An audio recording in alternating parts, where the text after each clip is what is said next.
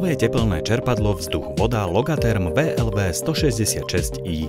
Tepelné čerpadlo vzduch-voda je ideálnym riešením vykurovania a chladenia pre jednu alebo dve domácnosti, ktoré využíva regeneratívnu energiu zo vzduchu a je tak šetrné k životnému prostrediu. Predstavuje nielen kompaktnú, ale aj cenovo dostupnú variantu vykurovacieho systému. Najmä vďaka možnosti získania štátnej dotácie na inštaláciu tohto zariadenia. Na svoje si príde aj váš zrak a sluch. Moderný dizajn tepelného čerpadla Logatherm VLV 166i harmonicky splínie s okolím a vďaka inovatívnej technológii je počas prevádzky príjemne tiché. Použitie nového chladiva R32, ktoré je šetrné k životnému prostrediu, patrí medzi mnohé výhody tohto nového zariadenia.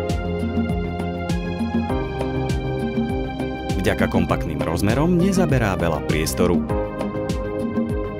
3 rôzne vyhotovenia vnútornej jednotky a 3 varianty vonkajšej jednotky v celkovo 7 výkonových veľkostiach vám poskytujú široké možnosti konfigurácie tepelného čerpadla. Systémová ovládacia jednotka Logamatic HMC 310 s podsvieteným displejom ponúka jednoduché ovládanie a efektívnu reguláciu.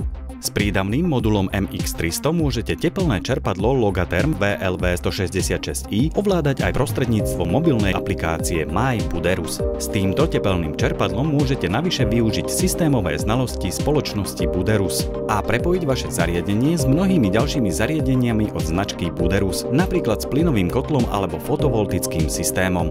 Jedno tepelné čerpadlo, mnoho výhod. Nové tepelné čerpadlo vzduch-voda Logatherm VLV 166i.